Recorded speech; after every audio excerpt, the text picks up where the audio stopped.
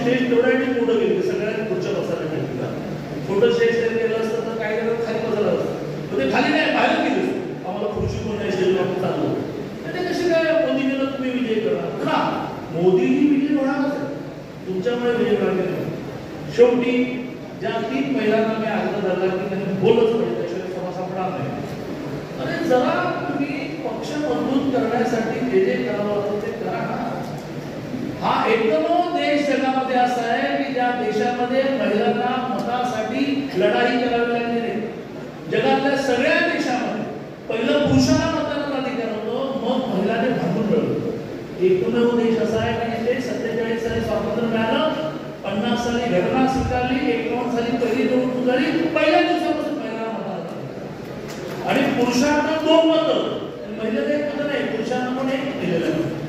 गरीबाला 1 आणि अंबानीला 6 लाख असं नाही, गरीबाला 1 अंबानीला 1. जगातली पहिली घटना आहे की ज्याच्यामध्ये झोपडपट्टीतल्या 2 वेळाला जेवायला न मिळणाऱ्या माणसाला 1 मत आणि वार्षिक 6 लाख कोटीची टर्नओव्हर असणारा मुकेश अंबानीला 1च मत.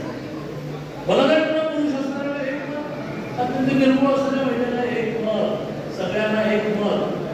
मग असं जर आहे आणि 50-50 आहे, कोणाच्या गावामध्ये असं तर मला सांगा की 40 महिला 60 पुरुष आहेत, सगळीकडे 49, 51, 50, 50, 48, 52 इतकं 50% महिला आहे त्या देशामध्ये. तर त्यांना बरोबरीचं स्थान देण्यासाठी आरक्षण वगैरे ठीक आहे, 50% स्थानीय स्वराज्य आता लोकसभा विधानसभा 33 कोटी येणार आहे, 33% येणार आहे. ते जाऊन करतील काय? त्यांना भाषणच करता येणार नसतील तर अरे बघा स्वर्गीय सुषमा स्वराजांचे भाषण बघा, लोकसभेमध्ये उभं राहिला की सगळे टाकत वाजत, विरोधी पक्ष चूप, सुषमाजी बोलत आहेत, स्मृती इराणी नव्हता. या पुढच्या कुठल्याही मेळाव्यामध्ये 5 महिला बोलल्याच नाही, त्याची पुरुषांनी तयारी करून घ्या. तिला अपंग ठेवून, तिला वीक ठेवून, तिला कमकुवत ठेवून तुम्ही या समाजाची प्रगती करू शकत नाही. आणि त्यामुळे माझी आपल्या सगळ्या स्तरावरच्या संयोजकांना विनंती आहे, सर्व पक्षाचे लोक स्टेजवर असले पाहिजे, सर्व पक्षाच्या लोकांना भाषणाची संधी मिळाली पाहिजे. कमी बोला, 2 मिनिटं बोला आणि व्यासपीठावर सगळ्यांची नावं घेत बसू नका. माझ्या सीटमध्ये नाव घ्यायचं, व्यासपीठावर मानलं आणि महिला 5 प्रत्येकांना बोलल्याच पाहिजे. त्याशिवाय 50% महिला जे आहे तिला मेसेज कसा नाही. राजकीय पक्ष आपला हो, त्या राजकीय पक्षामध्ये महिलांना वाटलं पाहिजे ना माझा पक्ष आहे म्हणून. आणि त्यामुळे मी आपल्या सगळ्यांना आवाहन करतो की येणाऱ्या लोकसभा निवडणुकीच्या दृष्टीने सगळे एकत्र काम करा. 19 तारखेला परवाच्या सकाळी 11 वाजता माननीय मोदीजी कार्यक्रमस्थानी येणार आहे.